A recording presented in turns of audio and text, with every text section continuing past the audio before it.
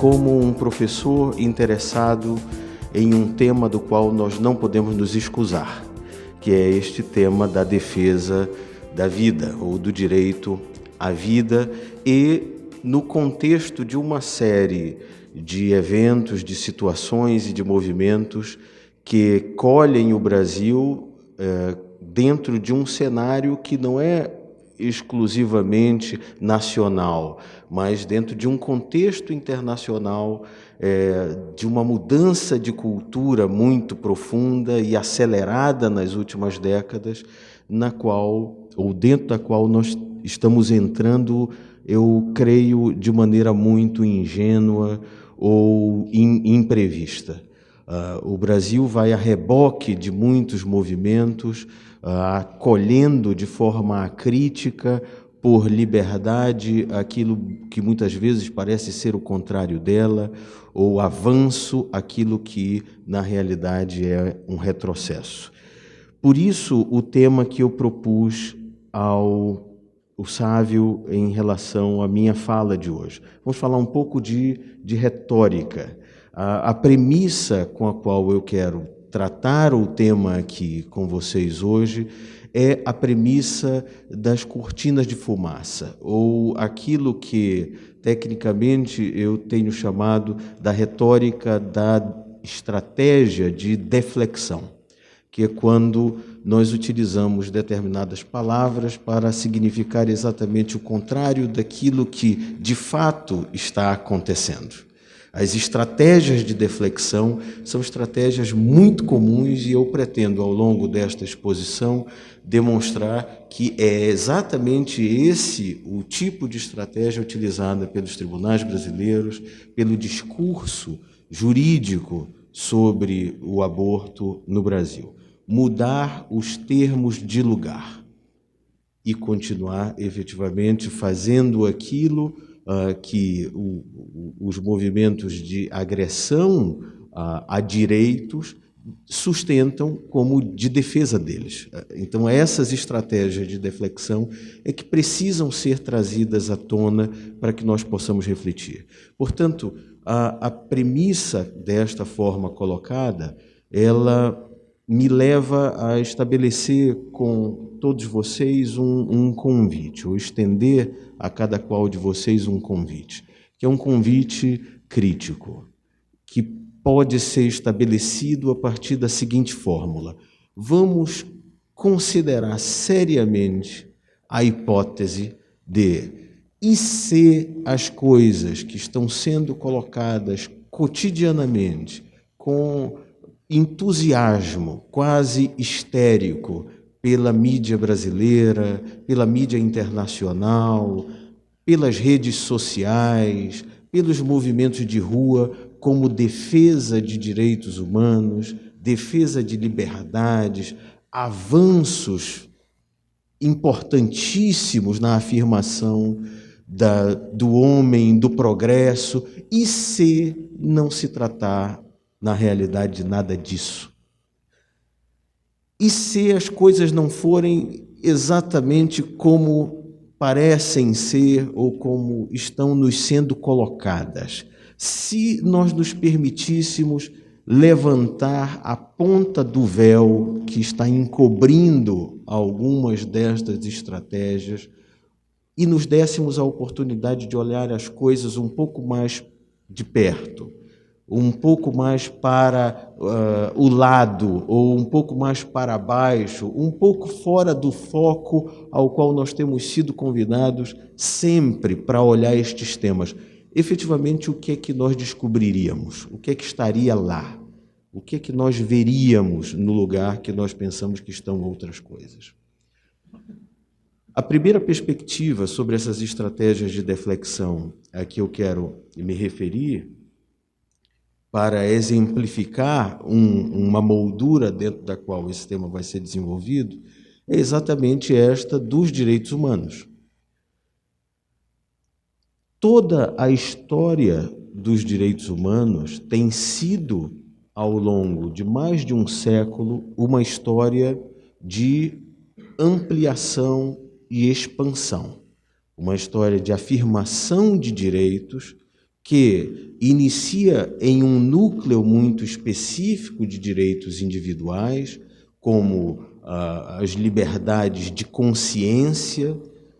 Depois, isso se amplia para liberdades políticas, então, de um direito fundamental de crença, de credo, então, um direito que protege a minha consciência da interferência do Estado. Ao longo das batalhas pelos direitos humanos, há mais de 100 anos, isto vai se expandindo, outros direitos vão se agregando a isso. Começa de uma simples liberdade negativa, que é uma liberdade que eu tenho e que impõe ao Estado impõe ao Estado parar, não ingressar na minha esfera de liberdade. Esses direitos começam a ganhar mais musculatura, por assim dizer. Passam a ser direitos políticos. Eu posso agora escolher o governante, eu posso, então, interferir na política do Estado, eu posso afirmar as minhas coisas positivamente. Depois, esses direitos passam a ser direitos sociais. Já começa-se a questionar a esfera mais estrita de uma liberdade contratual, falar de uma função social desses contratos, de um direito de proteção ao idoso, de um direito de proteção contra as situações de vulnerabilidade por acidente de trabalho. Então, os direitos sociais de maneira geral. A história dos direitos humanos tem sido uma história de expansão. Entretanto, nos últimos 30, 40 anos, há uma mudança no núcleo ou na natureza desse movimento que nós precisamos trazer à tona e nós precisamos perceber. A afirmação dos direitos humanos hoje não é mais a da sua expansão, mas sim a da restrição de direitos já conquistados. É dentro desta moldura que nós falamos sobre o direito à vida. É exatamente dentro desta moldura que nós estamos falando não mais de um avanço, mas no lugar deste avanço, ainda que a palavra seja essa e seja uma palavra corrente, nós estamos vivendo um retrocesso. Ao invés da afirmação, nós estamos trabalhando a relativização e a negação de direitos. Levantemos, portanto, a ponta do véu que encobre alguns destes mistérios e podemos ver que talvez as coisas de perto não pareçam as mesmas quando nós as observamos de longe a partir do discurso comum. É esta a proposta, basicamente, desta exposição. Lhes convidar, pelo menos para assumir como uma hipótese a ser testada, como é que as coisas são quando nós as observamos de perto, ou quando nos permitimos observá-las de perto, para além do discurso corrente e do discurso comum. Estas estratégias de deflexão a que eu me referi ainda há pouco, mas voltando a conceituar a expressão. A estratégia de deflexão é aquela que desvia o olhar, é aquela que muda a direção da luz. Então, eu utilizo uma palavra que significa algo para esconder uma realidade que já é outra. E nós estamos cheios deste tipo de estratégia no Brasil. Então, uma antecipação terapêutica do parto. Para falar de aborto. Porque a palavra aborto todo mundo sabe o que significa. Mas é feio. As pessoas não percebem bem, não engolem bem isso. Mesmo quem defende. Então, as expressões começam a mudar. Uma antecipação terapêutica. A terapia é uma cura. Nós estamos curando alguma coisa, efetivamente, quando se antecipa terapeuticamente o parto dos anencéfalos. Que tipo de cura é esta? Então, nós utilizamos isso como uma estratégia de deflexão.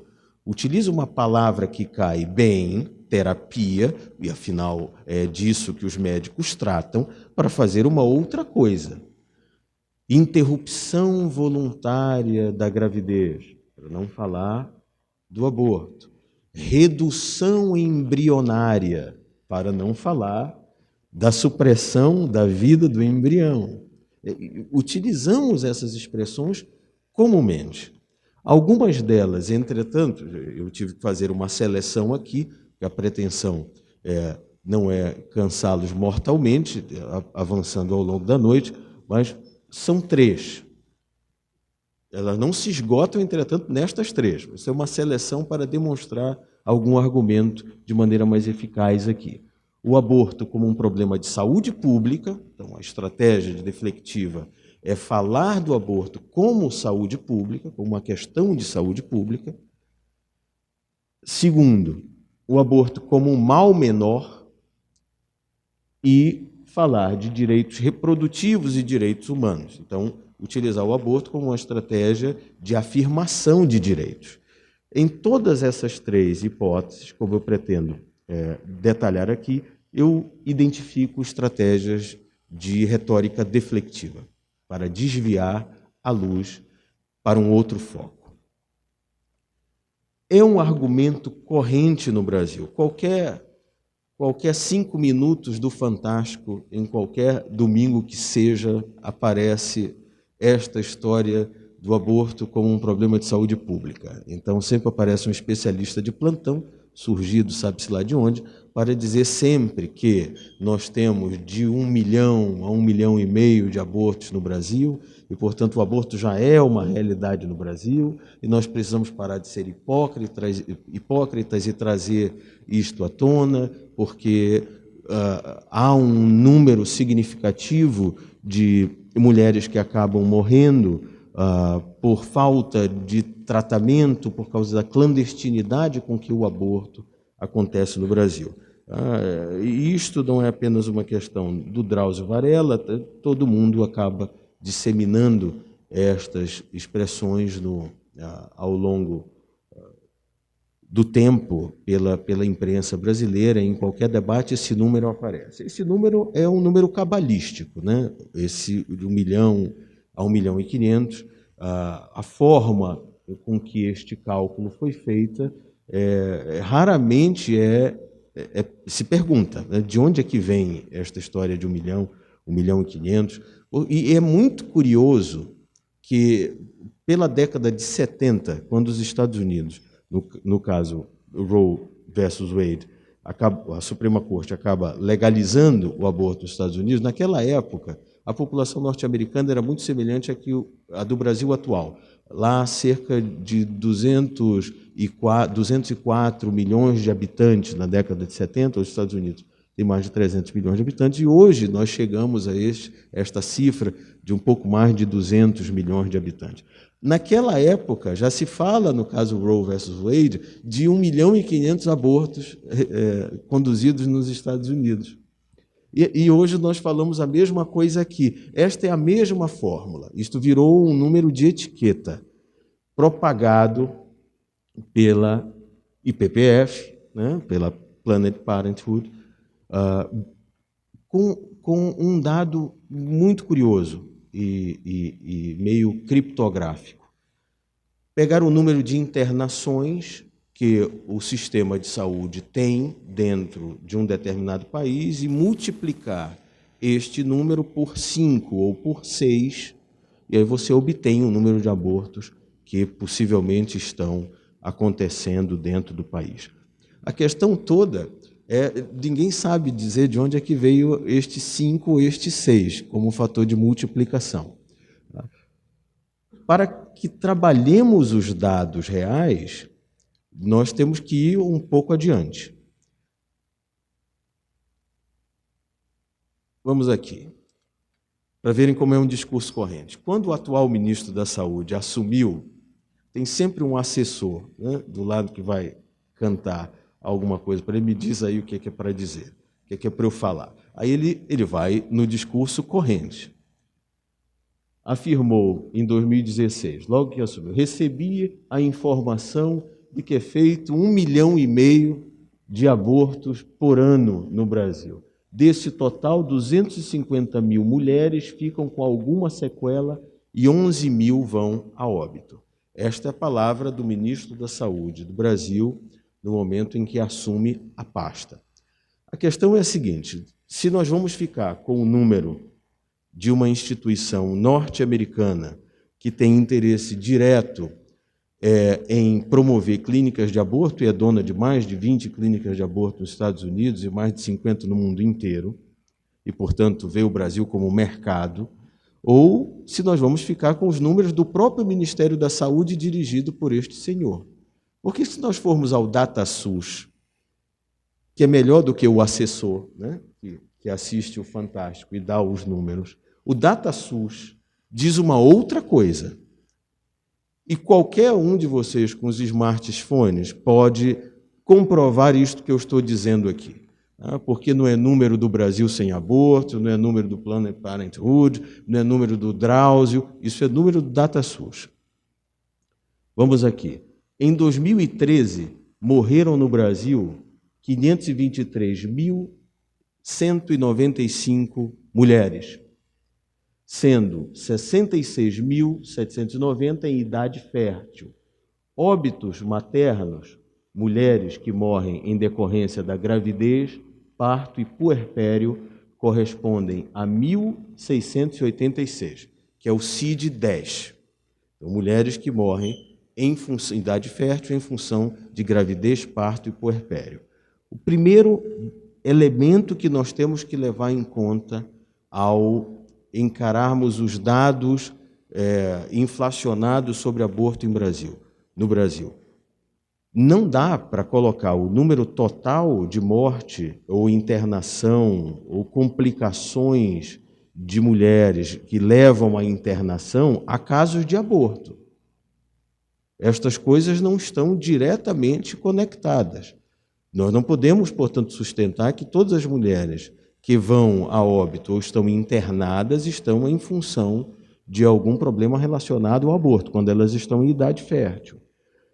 O extrato em que esses números se encontram dentro do DataSUS, Tabnet e lá as estatísticas vitais, dizem respeito ao CID-10. Então, todas as complicações que levam à internação ou a óbito em razão de gravidez, parto ou puerpério.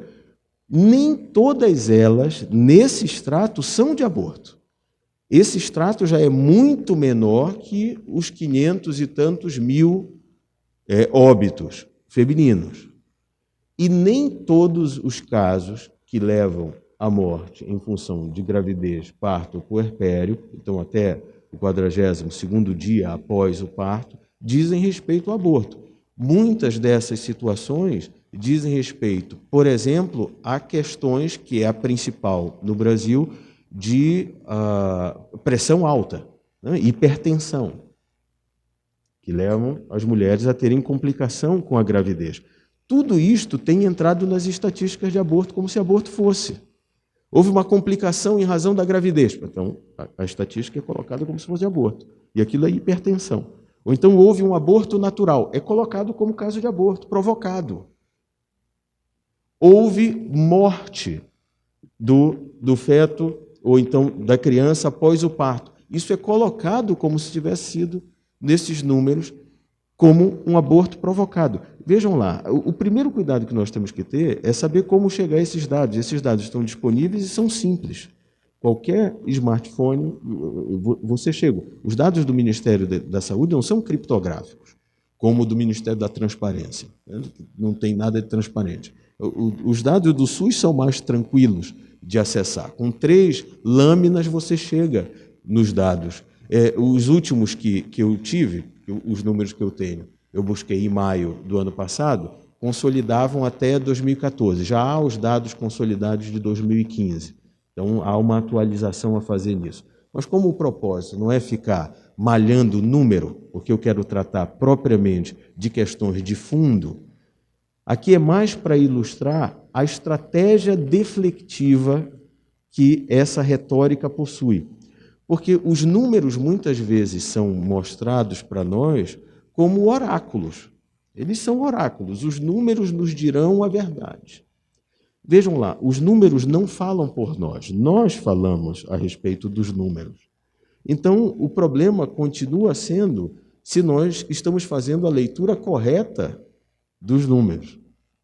Se estamos olhando para uma coisa e dizendo outra, ou misturando por ignorância ou por má fé aquilo que os números não dizem. Então, essa história, esse 1,5 milhão, já fica muito claro que não tem absolutamente nenhuma relação, portanto, real com os dados que nós temos aqui. Porque se nós chegarmos a falar das mortes provocadas dentro do extrato CID-10, nós estamos falando de 1.686.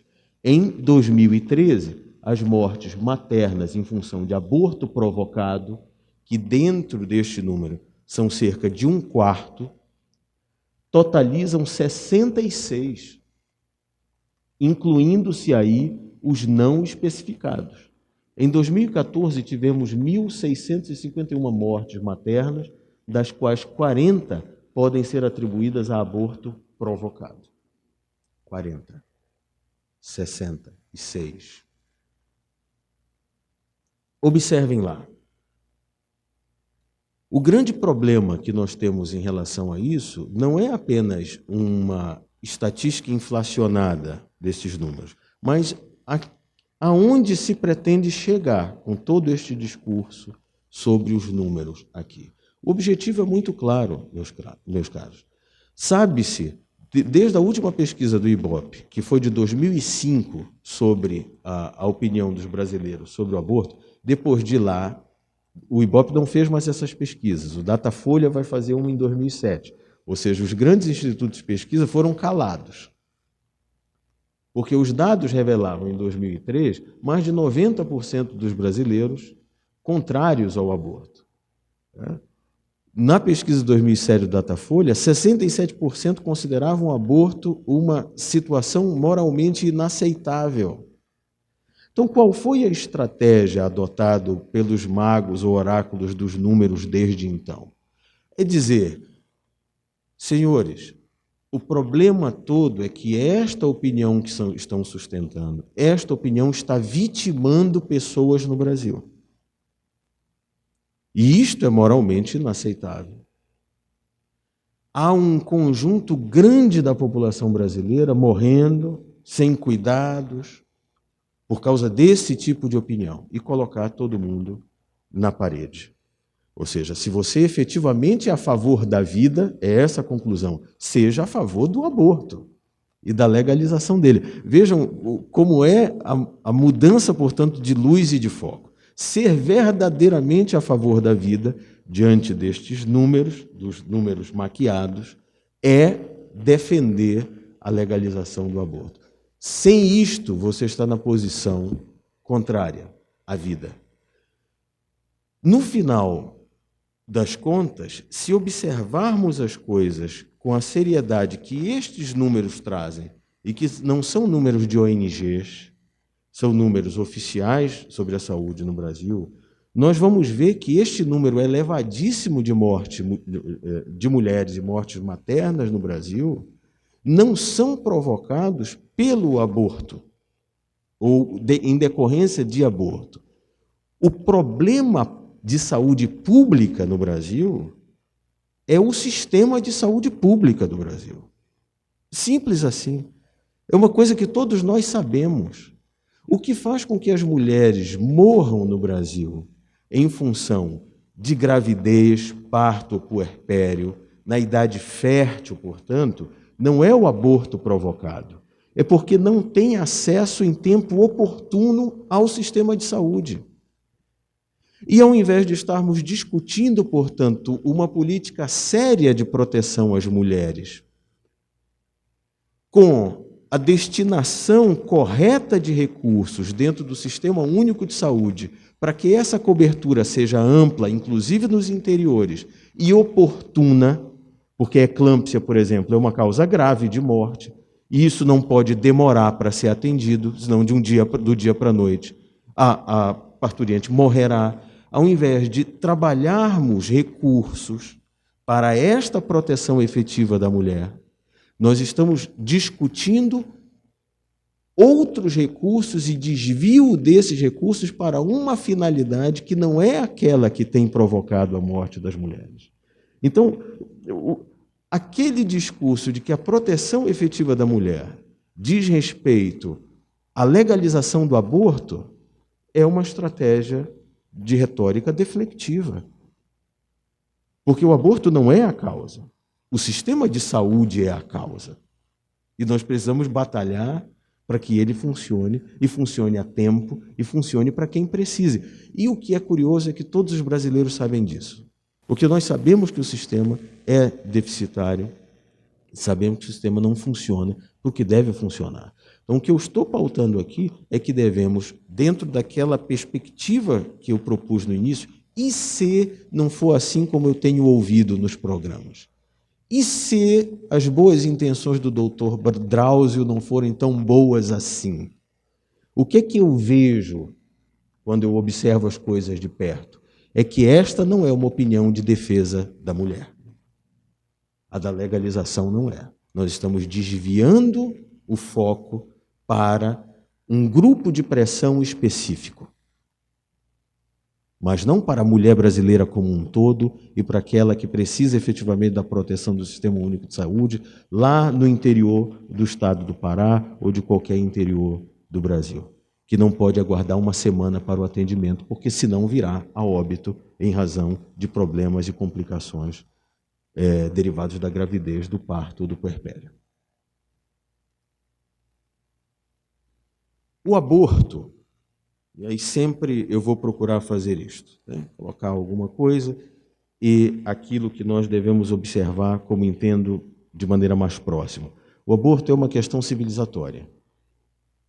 A discussão do aborto não é uma discussão sobre uma liberdade secundária. Ela não é uma discussão sobre um tema secundário. Ela nos coloca definitivamente diante de um debate de cunho e de natureza indisfarçavelmente civilizatória. Discutir se legalizamos ou não o aborto é discutir, no fundo, que tipo de civilização nós pretendemos ser.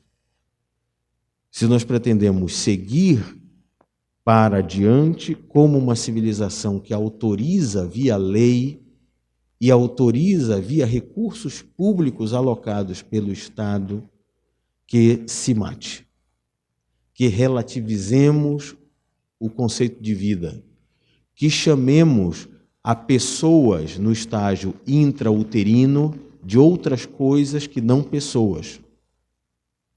São células, são expectativas, são coisas, objetos e não pessoas. Que tipo de civilização nós queremos ser? É isso que está presente no debate sobre o aborto. E não uma afirmação de poder. O grande problema dos debates que muitas vezes são conduzidos a respeito desse tema no Brasil e no mundo, porque o Brasil não está isolado, né, neste problema, é que tudo nós tendemos hoje a colocar como discurso de poder dentro de uma hermenêutica de desconfiança. Nós desconfiamos, portanto, que a verdade não exista, que não exista nem a justiça nem o bem, e existem apenas interesses e opiniões que estão em debate. Só que esse debate nunca vai ser real, porque nós desconfiamos previamente da possibilidade do resultado dele ser um resultado verdadeiro, bom ou justo. Então, que alguém ganhe o debate, isso é a sujeição do outro. Que o outro vença ou perca o debate, ele foi humilhado por aquele grupo que agora venceu aquele debate, de uma estratégia superá-lo mais à frente. E, no final das contas, nós acabamos não tendo um debate real, com um diálogo, com aquele pressuposto básico de qualquer diálogo, que é estar aberto para ouvir o que o outro tem a dizer, com a possibilidade de que, se ele tiver razão, eu concordarei com ele. Os debates não têm sido desta forma. Eu já entro preparado para não ceder, nem que eu morra, e o outro está da mesma forma. E os debates hoje no Brasil e no mundo se tornam um grito e conjunto sequencial de palavras de ordem, de slogans ideológicos. E é nisso que temos nos perdido. É por isso que eu trago esta afirmação aqui, ou esta proposição de debate. O que está presente não é este jogo de empurra ou de uma queda de braços sobre quem é mais forte, quem grita mais alto e quem tem mais poder no jogo. O que está em discussão é que civilização nós queremos ser daqui para diante. E isso importa para quem ganhe e para quem perca. Porque dependendo da posição, podemos perder todos. Todos. Isso é sério, portanto. A civilização humana é a única que tem a oportunidade de pôr fim a si própria deliberadamente. De todos os animais que habitam esta terra, é a única que pode fazer isto. E nós estamos discutindo seriamente se a lei vai nos permitir fazê-lo. Este é o debate de fundo. Não é um debate de poder. É um debate de natureza eminentemente ética. Não pode ser um debate ideológico. É um debate indispensavelmente ético. E aqui eu quero dar um exemplo do que eu estou falando. Isto aqui é um número bastante recente, 2015, sobre o aborto num dos países mais significativos desta política do aborto ligado à liberdade, à afirmação de direitos, que é a Inglaterra. Né? Especificamente a Inglaterra, não o Reino Unido, mas a Inglaterra. A Inglaterra libera o aborto em 1967. E aqui nós temos um dado que demonstra, os primeiros dados começaram a ser coletados em 69, mas a lei que autoriza é em 1967, e o número de abortos entre 69 e 2014, fim de 2014, é um número crescente. Em toda a retórica deflectiva sobre o aborto, em qualquer lugar do mundo, o argumento é sempre o mesmo. Superado o argumento de que o aborto é uma questão de saúde pública, aparece o outro argumento de dentro do bolso. Onde se legaliza o aborto, o número de abortos diminui. Cá está. A Inglaterra não é o único país com isto. Podemos citar a Espanha, podemos citar os Estados Unidos, em que em 5 anos depois do caso Roe versus Wade, o número aumentou de mais de 673% de abortos. Veio a cair nos últimos anos por causa de um movimento anti-abortista, e não porque o aborto foi liberado.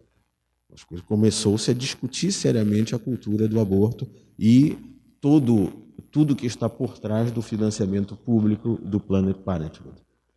O número começou a descer, mas nos 5 primeiros anos o aumento foi de 673% nos Estados Unidos. Espanha, a mesma coisa. E para utilizar o exemplo de um país amigo, próximo nosso, o Uruguai. O Uruguai autorizou o aborto em 2012. Falavam-se de 33 mil abortos clandestinos no Uruguai. E nos 2 primeiros anos de autorização do aborto dentro de um sistema público de saúde, foram conduzidos 4.400 abortos. A gente fica perguntando onde é que estão estes mais de 20 mil que estavam escondidos, se em função do aborto... Esse argumento, eu confesso a vocês, eu tenho até uma dificuldade de não ser irônico com ele, porque eu nunca consegui entendê-lo. Que uma pessoa que tivesse decidida, uma mulher decidida a fazer o aborto, no momento que saiu uma lei autorizando, disse, mas eu não quero mais fazer agora, porque saiu a lei. Só valia se fosse proibido. Realmente, não é um argumento que nós possamos levar a sério. Não é um argumento que possamos levar a sério. Ou seja, parece até essa questão de marketing. Não? Nós fazemos a coisa porque ela é clandestina e proibida. Quando ela vem à luz, nós não perde a graça. Nós não queremos mais brincar disso. E o argumento não pode ser conduzido de uma maneira séria. A primeira coisa que aparece aqui, neste gráfico, e que todos podem observar, isso é um dado visível, é que o número não cai, o número continua sempre aumentando. Mas há problemas decorrentes disso. O primeiro problema, nós estamos falando aqui, a falácia desse argumento de que a legalização diminui, portanto, o número, porque as pessoas se tornam mais conscientes. Não se tornam. Elas não se tornam mais conscientes de que o aborto não é um caminho razoável para um planejamento familiar. Que o aborto acaba se transformando, e vejam lá, eu acho que isso está no slide seguinte, sabe? Para que vejam o número das jovens. 23% de abortos são feitos por mulheres menores de 19 anos. Isso é extremamente significativo. Há toda uma geração, portanto, que cresceu dentro de um país em que o aborto é normal e encaram o aborto como um método contraceptivo. É esse o efeito. Não é o aborto como uma última alternativa, porque há políticas de conscientização e sensibilização dentro do país para dizer está liberado, porque não faz sentido que isso seja criminalizado, mas, entretanto, isto não é para se tornar uma coisa corrente. Não. Ele continua aumentando porque a cultura incorpora nas novas gerações de que o aborto é assim. Ele é a alternativa da responsabilidade da qual eu quero abrir mão. Então ele acaba funcionando como uma coisa normal e tranquila, quase como uma estratégia contraceptiva. Então não diminui, ele só aumenta. Aqui é um outro argumento que eu trago de uma pessoa extraordinária neste país que tem, ao longo dos anos, tratado o tema do aborto, que é a professora doutora Elizabeth Kippmann. Elizabeth Kippmann nos ajuda a entender, com toda a seriedade científica dos argumentos dela, uma outra falácia, uma outra estratégia retórica deflectiva. Não há dúvida nenhuma, eu estou me referindo à estratégia do aborto como mal menor. Então, dos grupos que defendem o aborto, que dizem, bem, não há ninguém a favor do aborto. Não é possível que se defenda a aborto. A questão é, nós falamos da primeira estratégia, nós estamos defendendo a vida, porque quando há aborto, diminui o número. Quando há legalização, diminui o número. Isso é uma falácia. Mas a outra falácia é dizer, nós estamos defendendo o aborto porque ele é um mal menor. Porque o mal maior é justamente aquela questão da mortalidade das mulheres, é a questão das clínicas clandestinas e o fato de que as pessoas que têm mais recursos, mais dinheiro, conseguem fazer o aborto, e aquelas que não têm ficam submetidas às curandeiras, aos parteiros e aos açougueiros do meio do caminho. Então, não quero defender o aborto, mas o aborto é um mal menor do que tudo isto. Primeira coisa, para a criança ele nunca vai ser um mal menor. Para aquele feto que morre, obviamente ele nunca será um mal menor. Esse é o mal último, né? Definitivo para ele. Mas para a mulher, meus caros e minhas caras, nunca se fala sobre as sequelas e as consequências. E é importante que a gente tenha isso em mente. Em relação à criança, nunca é o mal menor. Em relação à mulher, se esquecem de dados fundamentais. Em primeiro lugar, mesmo sendo feito no melhor hospital e pelo melhor médico, existem riscos imediatos, existem riscos a curto prazo também. Os imediatos são os mais conhecidos, a perfuração do útero, infecção, mas a longo prazo e a médio prazo, em uma futura gestação, existem 7 vezes mais chance de haver placenta prévia, que é um risco de morte. Mais parto prematuro, que é um risco de morte para o neném. Trabalho de parto prolongado futuro, mais possibilidade de rotura uterina, que é um risco de morte.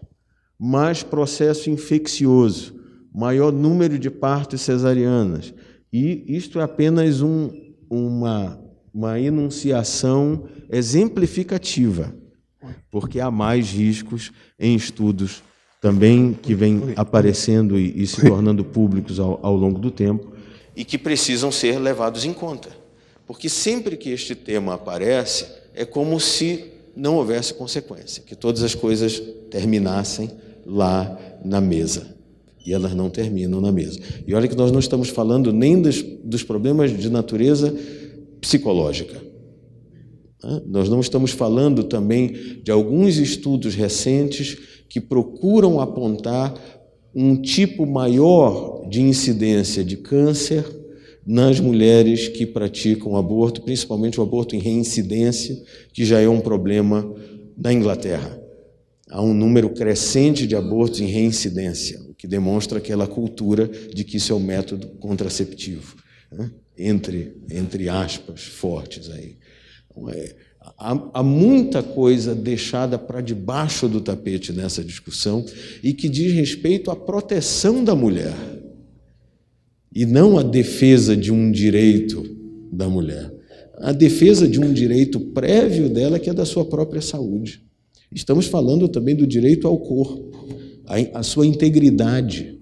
Isso está em jogo, está, mas de uma maneira diferente da que muitas vezes é colocado. Isto aqui ofende a integridade do corpo feminino. Isto aqui ofende a liberdade quando ela não é consciente, quando você não sabe exatamente, porque não estão lhe sendo ditos quais são as consequências de curto, de médio, de longo prazo de um procedimento extremamente invasivo. E aqui vamos já começar para a parte final, que é aquela terceira e última estratégia de respeito aos direitos ditos reprodutivos, que foi uma construção dos últimos anos, e a relação dos direitos reprodutivos como direitos humanos. Então, vamos falar de direitos humanos propriamente. Aqui, o Pacto de São José da Costa Rica, de 69, do qual o Brasil é signatário. Esse é o pacto que estabelece a Convenção Americana de Direitos do Homem. O artigo 4º é muito expressivo e não deixa margens à dúvida sobre como vê o problema. Toda pessoa tem o direito de que se respeite sua vida. Esse direito deve ser protegido pela lei e, em geral, desde o momento da concepção. Ninguém pode ser privado da vida arbitrariamente.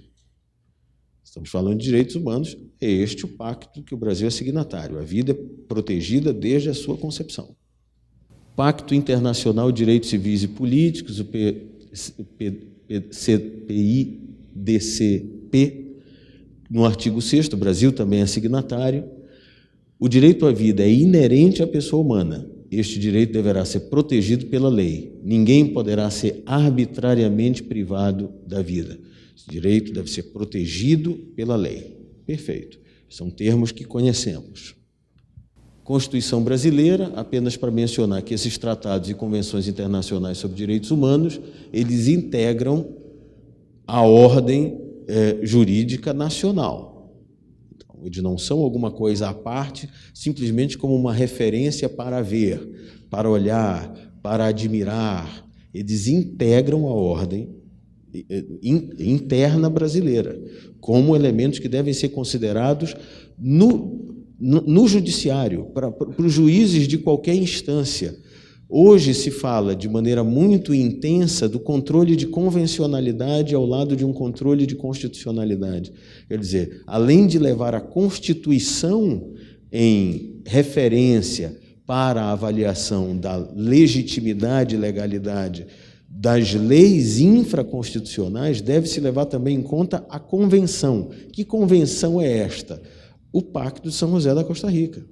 Então, os juízes devem levar em conta a Convenção, não só os ministros do Supremo, mas o juiz lá de Acará, ele tem que levar a Convenção em conta ao apreciar os seus casos, porque ela integra a ordem jurídica brasileira. E, vejam lá, vamos imaginar que haja uma dúvida, um confronto O Pacto de São José da Costa Rica diz que a vida é protegida desde a concepção, mas o Pacto Internacional de Direitos Civis e Políticos não fala da concepção, ele fala da proteção da vida. No final das contas, o que é que nós devemos levar em conta? Um dos internacionalistas mais respeitados no Brasil, que é o Valério Mazzuoli, nos diz aqui, em resumo desse trechinho: de forma expressa, a Carta de 1988 atribuiu aos Tratados Internacionais de Proteção dos Direitos Humanos, devidamente ratificados pelo Estado brasileiro, a condição de fonte do sistema constitucional de proteção de direitos e garantias. Tais tratados passam a ser fonte do sistema constitucional de proteção, no mesmo plano de eficácia e igualdade daqueles direitos, expressos implicitamente, como estava falando ainda há pouco, consagrados pelo texto constitucional, o que justifica o status de norma constitucional que detém tais instrumentos internacionais no ordenamento jurídico brasileiro. E agora o ponto. Esta dualidade de fontes, os tratados, então, de cunho internacional dentro da ordem interna e a própria Constituição, esta dualidade de fontes que alimenta a completude do sistema significa que, em caso de conflito, deve o intérprete optar preferencialmente pela fonte que proporciona a norma mais favorável à pessoa protegida. Então, vamos levar em conta, só por hipótese, porque eu não acredito nela, que o ordenamento jurídico brasileiro, o estrito interno, aquele produzido pelo nosso poder legislativo, a nossa Constituição, seja obscura ou não defina o momento de início da proteção da vida. Vamos considerar esta hipótese. Mas o Brasil integra o sistema interamericano através da ratificação da Convenção Interamericana de Direitos Humanos, o Pacto São José da Costa Rica. E o pacto define de maneira muito clara que essa proteção tem como termo a concepção. Então, não há dúvida de que, se esta é a norma mais favorável, e é, porque ela amplia o termo do direito à vida, isso é uma coisa lógica. A norma mais favorável ao direito à vida não é aquela que reduz o termo, é a que amplia. Então, é a esta norma que nós devemos recorrer. É ela que ilumina a aplicação das demais. Simples assim. Isso é de uma clareza cristalina. É assim que nós resolvemos. Nós não resolvemos um conflito de norma de direitos humanos optando por aquela mais restritiva. Meus caros, isso é impensável. Nós optamos pela que amplia. O Código Civil Brasileiro, personalidade civil da pessoa começa do nascimento com vida, mas a lei põe a salvo, desde a concepção, os direitos do nascituro. Eu acho sempre muito esquisito que muitas vezes se levanta isso de que o Brasil não define como o termo inicial da proteção à vida a concepção. Que o Código não fala da concepção. Mas veja lá, tudo bem que a personalidade começa com o nascimento com vida. Mas se a lei põe a salvo os direitos do nascituro, nós não podemos entender que esses direitos são apenas os direitos de natureza sucessória, direitos patrimoniais. Porque se ela põe a salvo os direitos patrimoniais, que são menores, ela tem que pôr a salvo também os direitos maiores, porque senão isso não faz absolutamente nenhum sentido. Nós vamos defender que a lei maior da esfera civil brasileira protege o patrimônio, mas não protege a vida. É como se quem vai admitir que nós estejamos dizendo seriamente uma coisa dessa? Não, a lei protege o patrimônio, mas a vida é outra coisa. Se protege o menor, é porque já protegeu o maior. Senão, não faz sentido nenhum. Mas mesmo que nós queiramos fazer uma leitura quadrada desta questão, vai dizer, não fala de concepção. Eu só vou aceitar se falar de concepção. Aquela questão anterior resolve o caso. Nós recorremos ao pacto. O pacto fala de concepção. E o pacto integra a ordem, portanto, a vida aqui está protegida desde a concepção. A rigor, nós nem precisaríamos de um estatuto do nascituro e coisas a esse respeito, mas faz parte da tradição jurídica brasileira, da nossa própria cultura em geral, que para nós entendermos algumas coisas, nós precisamos dizê-las várias vezes. Então, eu concordo que o estatuto prossiga, considero ele importante, mas por causa da natureza da nossa cultura jurídica. em que alguém tem que dizer aquilo que já se disse antes para que fique muito claro como é que funciona a coisa. Mas, mesmo sem o estatuto, nós já temos a proteção. Então, por que esta proteção está sendo ameaçada? Por que repetidamente ela vem sendo restringida e ofendida pelos tribunais brasileiros e pela mais alta corte do Brasil? Por causa do elemento desta retórica deflectiva. E como é que ela funciona aí? Deixando bem claro que a proteção existe, como é que essa retórica funciona? A DPF 54, o voto do ministro Carlos Aires Brito, que ficou famoso, deste voto, traz vários desses elementos da retórica deflectiva. O anencéfalo é um organismo prometido para inscrição não no registro civil, mas numa lápide mortuária. O feto anencéfalo é uma crisálida que jamais se transformará em borboleta, porque não alçará voo jamais, até piegas, né? É preferível arrancar a plantinha ainda tenra no chão do útero do que vê-la precipitar no abismo da sepultura. Todos são exemplos da retórica deflectiva que eu estava me referindo ainda há pouco. A coisa nunca é colocada na sua crueza. Mas a crueza está aí e ela é perceptível. Nós estamos falando de um organismo vivo que, pela ação do homem, autorizado por um tribunal de natureza constitucional, esta vida será suprimida. Coloque isso nos termos que achar mais leve, mas a crueza está aí. Vou arrancar a plantinha. Isso não é uma plantinha. A crisálida não será borboleta. Tudo bem, não será, mas você vai pisar na crisálida. Você matará a crisálida. A crisálida já é alguma coisa e você interromperá a evolução dela.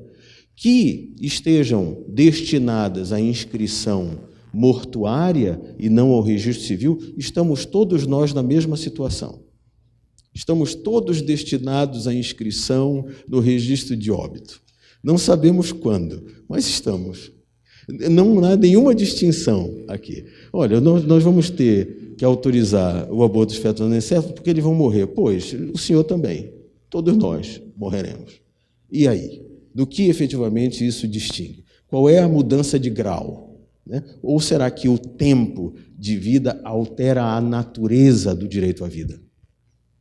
Será que viver mais ou viver menos muda o fato de eu ter direito a esta vida? Porque se mudar, nós estamos com um problema grave. Quem é que define quanto tempo é necessário para que eu adquira o direito à vida? Nós vamos realmente entrar nesta espiral louca de começar a discutir quanto tempo é necessário para que eu adquira um direito à vida? E vamos admitir, portanto, atribuir a outrem a capacidade de dizer quantos dias matematicamente são necessários para que isso se configure? Porque é nisso que estão baseadas essas discussões hoje. 20 semanas, 21 semanas, 12 semanas no caso brasileiro. Ou seja, nós estamos reduzindo a vida a um aspecto quantitativo inaceitável. Inaceitável. Qual é o elemento retórico claramente estabelecido aqui? Como os ministros, e nenhum jurista, e nenhum médico, e nenhuma pessoa no Brasil, em qualquer lugar do mundo, pode negar que aquele embrião ou aquele feto sejam vida, porque se desenvolvem, tem multiplicação e divisão celular, etc., etc. Então, todo o processo embriogênico está ali. Então, ele não pode ser morto. Se as células estão se dividindo, se ele vai crescendo, é vida. Ninguém pode dizer que não há vida. Qual é a estratégia retórica? A lei diz que a vida é protegida. Todo mundo sabe. Então, qual é a estratégia retórica? É dizer, pois, é vida, mas não é pessoa. Não é pessoa. Aí nós vamos cindir aquilo que desde São Tomás de Aquino nós já sabemos que é inscindível.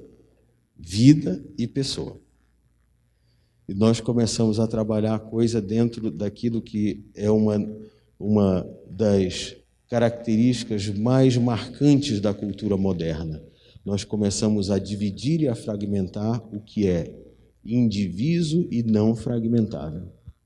Nós começamos a separar as coisas em caixinhas cartesianas, começamos a desmontar o homem. E isso é um processo sem fim, porque esta é uma primeira divisão de várias. Porque depois nós vamos dizer, não, do que na realidade é o problema, é que só é pessoa, ou só podemos considerar isso uma vida real, quando essa vida for digna, quando ela for útil, quando ela for viável. Quando o sistema nervoso estiver formado, então a pessoa pode sentir dor ou pode sentir prazer. Aí começamos a diminuir o homem aos acidentes e não mais à essência. E nos perdemos definindo as coisas por acidentes e não por essência. E isto é antirracional, é irracional. Nenhum de nós definiria qualquer pessoa ou consideraria razoável definir qualquer pessoa, qualquer um de nós, pelo que veste, ou pelo timbre da voz, ou pela cor dos óculos ou dos cabelos, porque essas coisas são acidentes. Eu mudo o acidente, mas não mudo a pessoa. Eu estou mais velho, ou estou mais novo, engordei ou emagreci, eu continuo a mesma pessoa.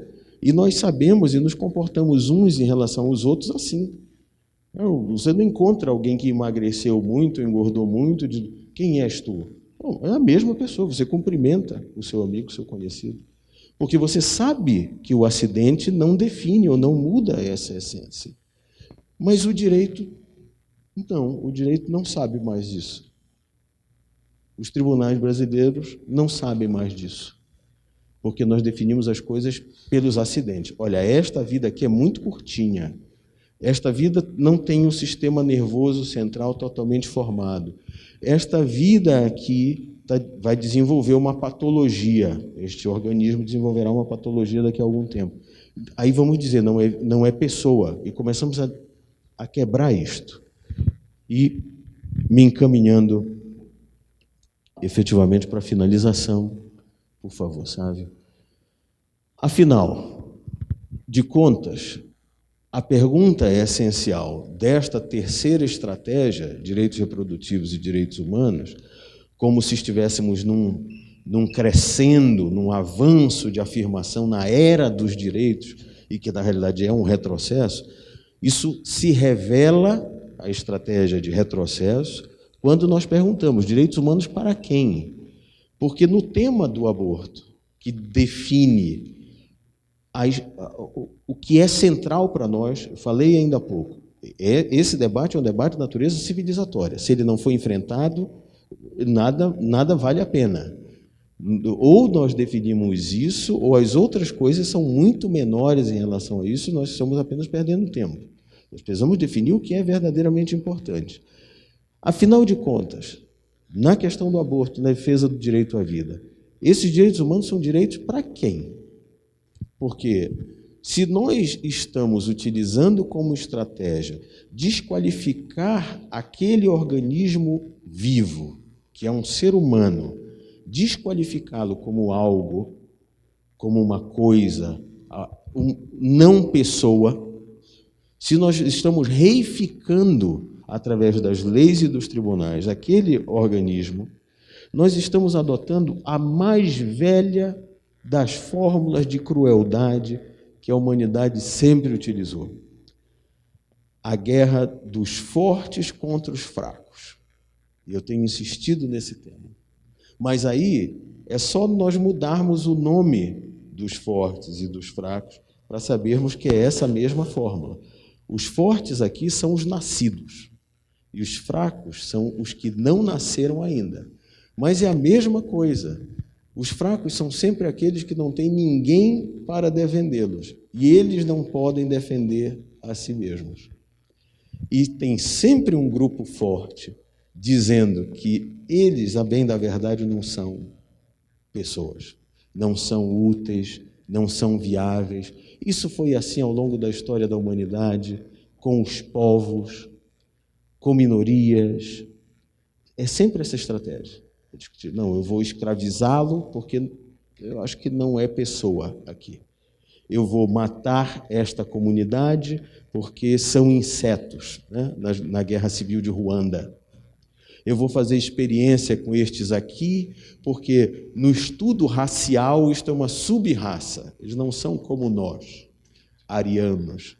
Então, a estratégia é sempre a mesma.